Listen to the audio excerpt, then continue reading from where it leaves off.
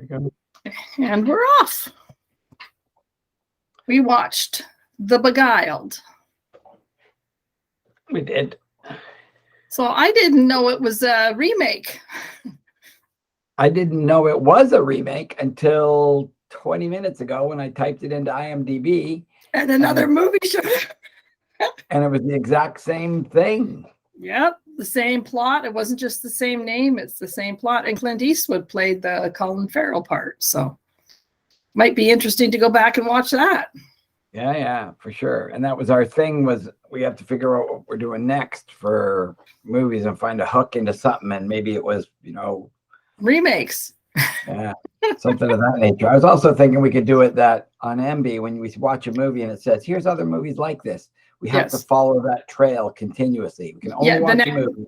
The next one. Yeah, that it tells us is the option to watch.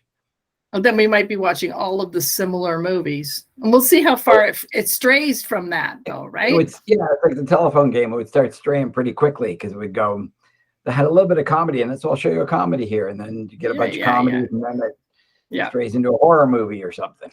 Yep. So what did you think of the movie? I liked it quite a bit. Yeah.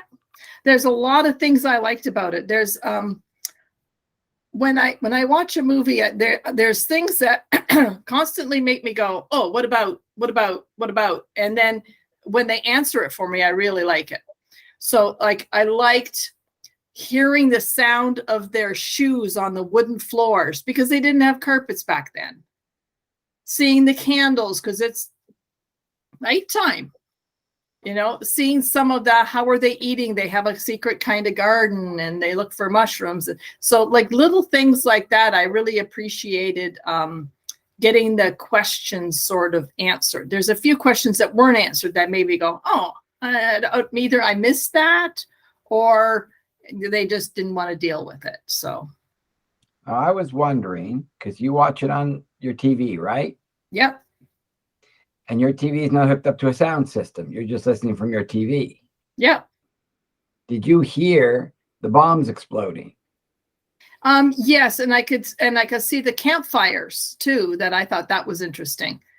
Like they campfires a couple of times, but there were lots of times where the bombs going off when they didn't explain anything. They didn't even go ooh or oh my goodness. It was in the distance. You see. I was watching it on a nice sound system, so you could hear the like really low. I was wondering if you'd even get that because it's just a. I don't think I caught too many of those. I think I might have heard something and I thought, I wonder what that is, but it wasn't loud enough for me to stop and think. Ergo, you need a good sound system. Just get a sound bar with a subwoofer you plug in the back. It's $220. I'm good. I would rather wait to have you tell me I missed a boof. That would be it's a lot cheaper. But of all the things you just said about the mushrooms and stuff, I agree with that. Yeah. I like the in the background, knowing that that's very far away, and the only sounds that make it travel that distance are the low frequency sounds. Right. And that's what you would hear. And that really was, I don't know. When you heard that, you sort of were in the war zone without being in the war zone kind of thing. Yeah. Well, I appreciated that. I really liked, they had a girl watching all the time. And what I liked is to see the campfires in the distance, because how do you know where the enemy is?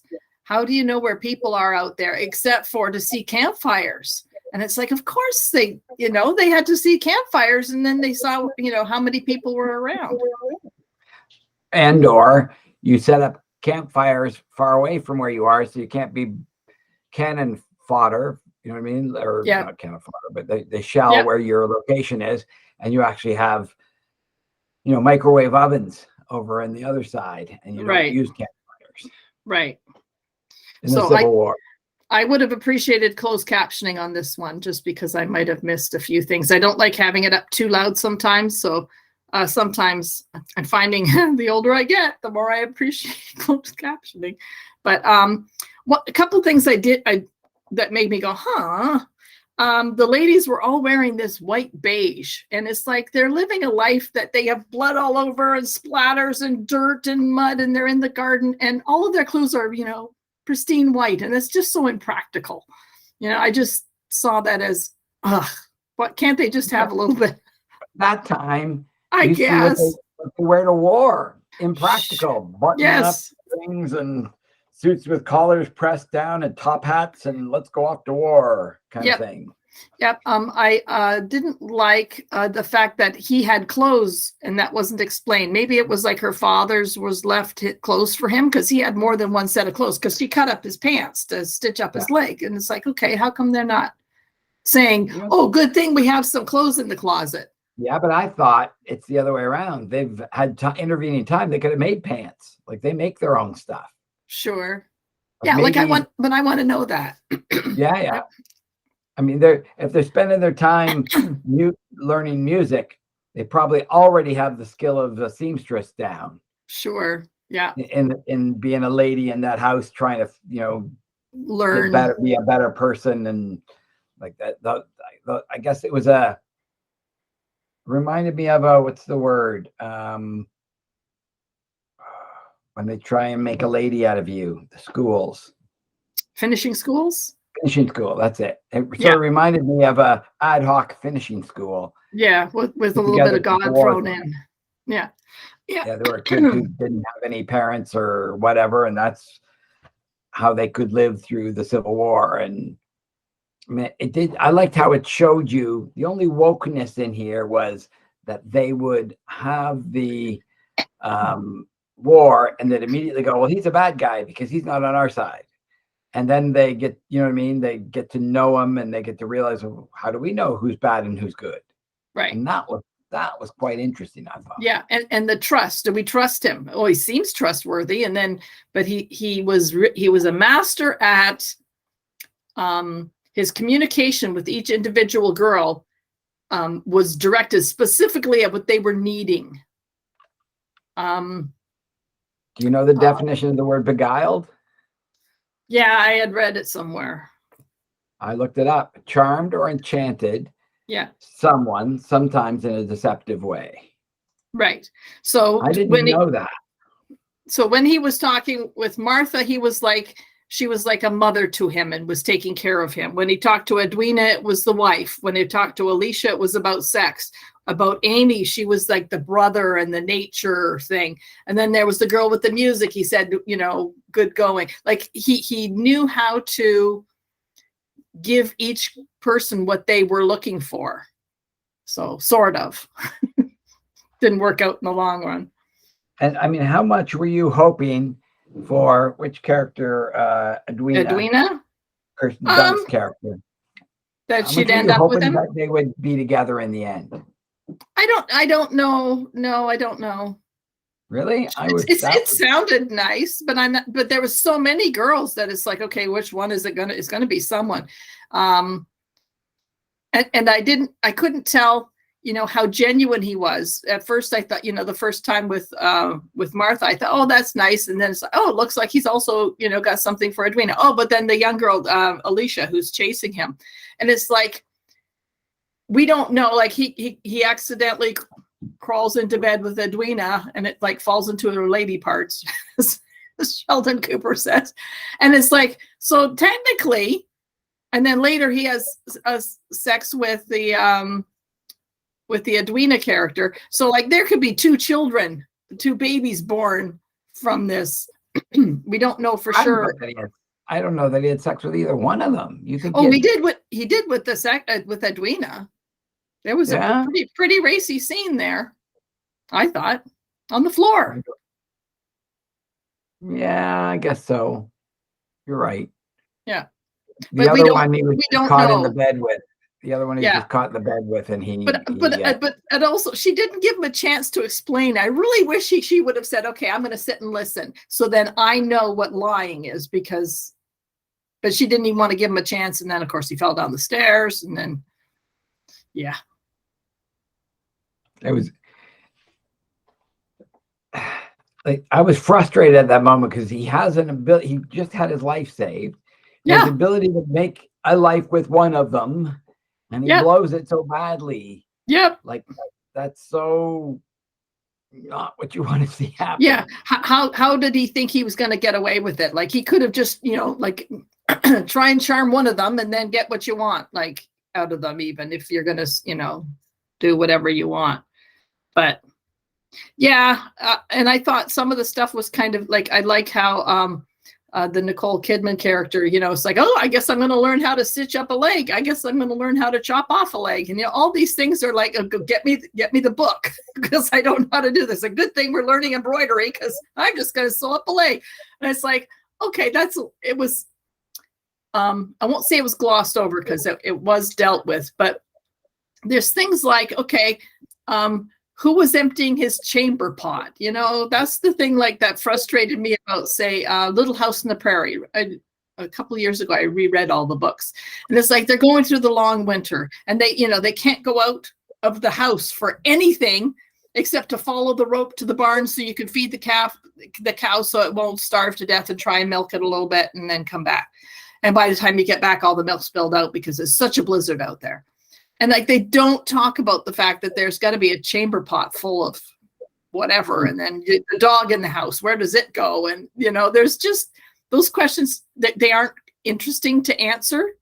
You don't really want to know it. But for me, it's kind of like, well, you didn't talk about that at all. You pretend it didn't happen. Like, that's like saying on the Starship Enterprise, you didn't see the toilets. Right. Well, but I can imagine they're there, but yeah, that's just one of the things that I won't say it doesn't bother me, but it's one of those things that it's like, okay, they answered so many questions about living then, the skills you needed to have, how they were going to survive. I like so many of those. Job. Yes, compared to other movies, they let you inside baseball. Like, it gave you some inside scoop on some of that. Yeah, little things tying the blue ribbon. I thought the blue cloth around the thing saying, we need help. I really, those are things that were done. And it's like, of course they did stuff like that.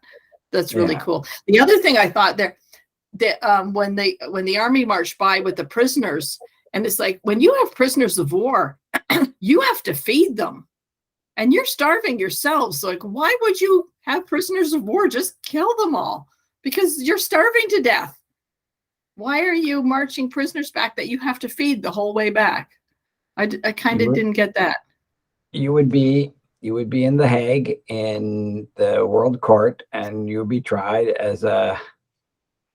Not if no one finds out about it. That's all, I guess. Like, but other Civil War movies talked about how dire the food and the clothing situation was, and even the weapons and things like that. So what happens is you rape and pillage on the way through, and you go to a house. Like, that's what was me when I saw the houses. Why didn't people just go in and go, I'm going to their fridge? No fridge, but I'm going to take their animals, slaughter them. We'll have a feast tonight. We'll go. Yeah. They ate the horses. They ate whatever they needed to eat. So I don't know that was so bad. I mean, a prisoner is pretty valuable, because that lets you get some of your prisoners back. They would do trades. So if you're able to bring in 50 prisoners, and now you are keeping them fed and at least alive, then you can trade them to get your guys back to help fight the war, and they're your buddies and your friends. And so I think there's an obvious aspect of you keep prisoners alive, even though it costs money. Sure. Yeah. But I thought they dealt pretty good with what I think the whole thing was about was, when you come across someone, do you trust them? And what about them will inform you how to make that decision? Because sometimes he made a whole lot of sense, and then he tweaked a little bit, and then I'm sorry for the outburst. And it's like, okay, did he mean that? Like, he was pretty good that way. That was a very complex character. I mean, I had the same questions about trust at the beginning, and then pretty quickly trusted him in my mind. Yeah. Like, it didn't take very long. Even when he got better originally, I liked the ability to trust him. And then it was just sex that made him untrustable. That was the only thing. The way he treated people, and the way he wanted to help out around the place. You know what I mean? Like, yeah, he wanted to stay. He wanted to stay. But so was he a mercenary? They talked about mercenaries, and then they sort of questioned him about it. And then I thought he agreed he was, because he's from Ireland. Yeah, kind of. Like, I mean, I don't think he was the same kind of mercenaries that, you know, Arnold Schwarzenegger hired, but that kind of, yeah. You're from Ireland fighting in the north and the south. You got no reason to be there. Yeah, I think he could have just as easily been fighting for the South. That's why he was okay. Like, he didn't have this long-standing argument with these people. Also, the movie, I don't know if it was in the first movie, but in this one they did not deal with. This was based on a book, and there was a storyline about a slave, and they didn't even bring that up. So the book is even more complex. The very beginning of the movie, it said based on an outstanding novel by so and so. Yeah. So I think that might be an interesting read.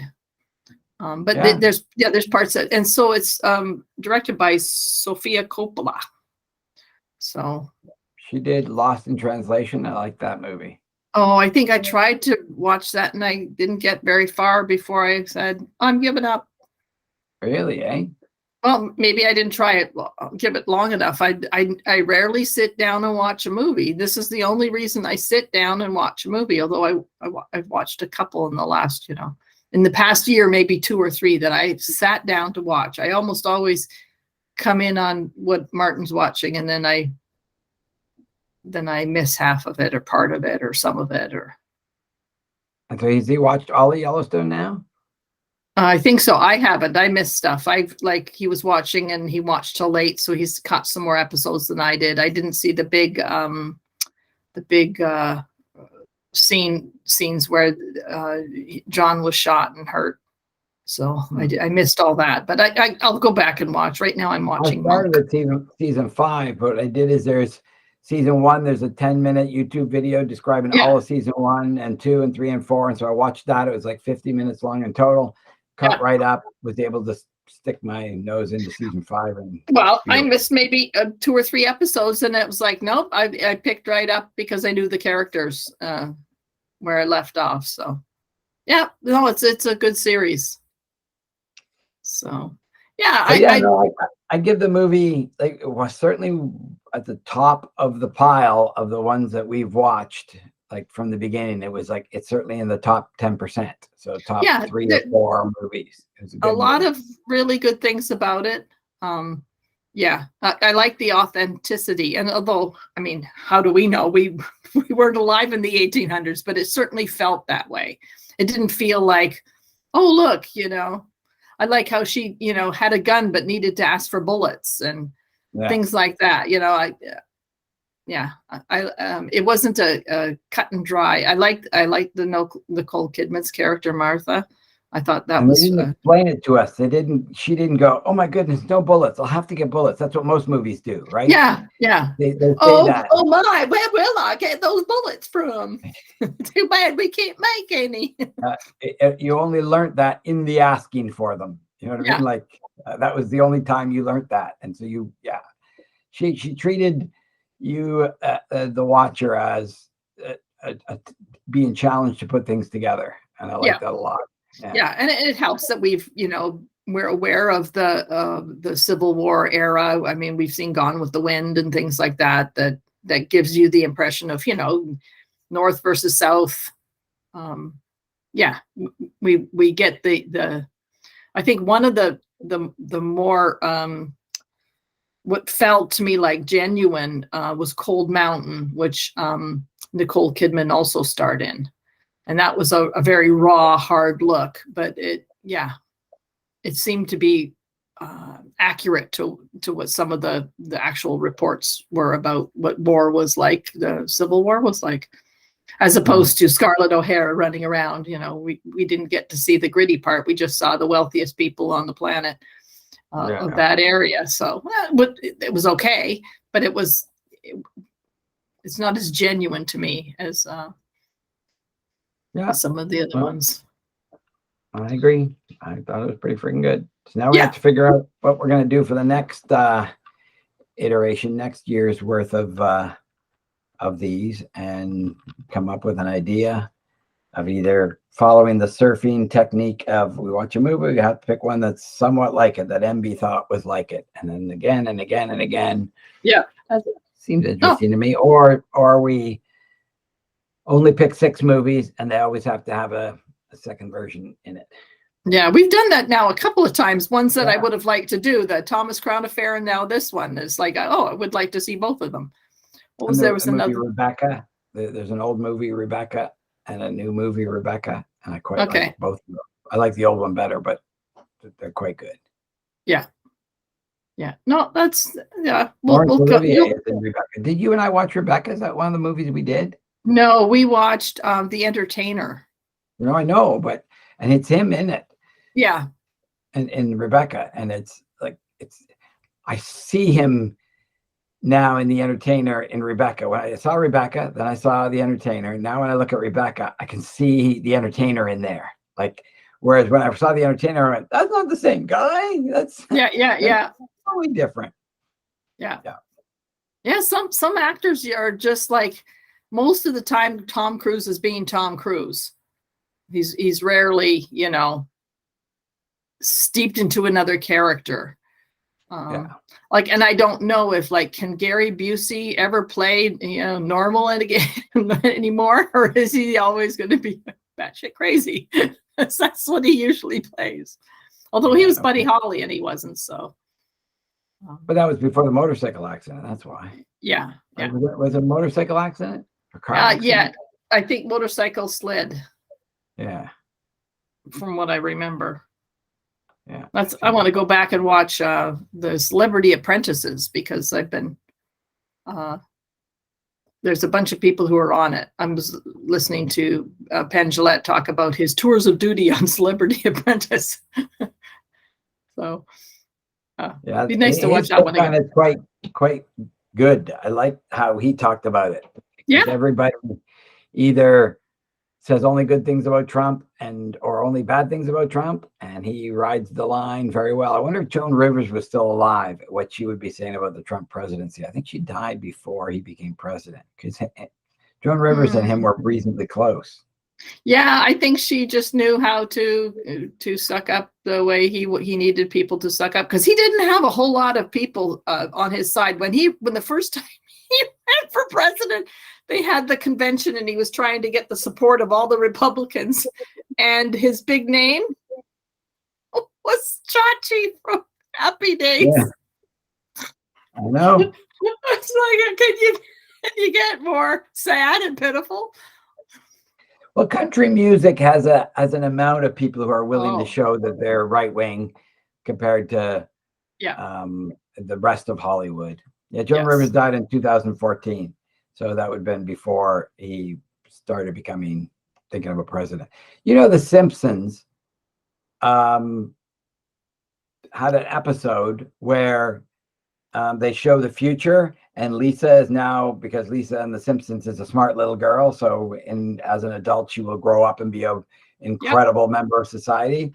She's working in the White House for Mr. Trump, who's the president. Wow, and that was done before? 20 years ago. Wow. Oh, that's pretty cool.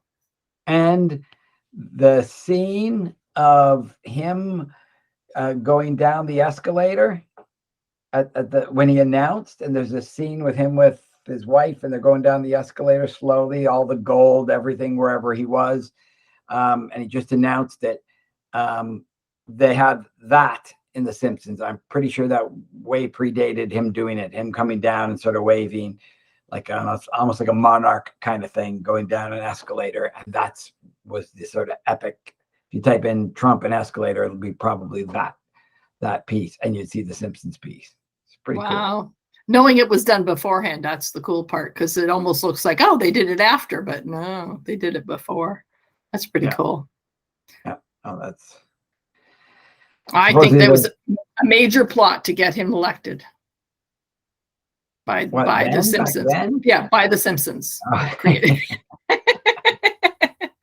Matt, what's his name? Groening? Yeah, something like that. Something like that. I'll just call him Matt. We're on first name basis anyways.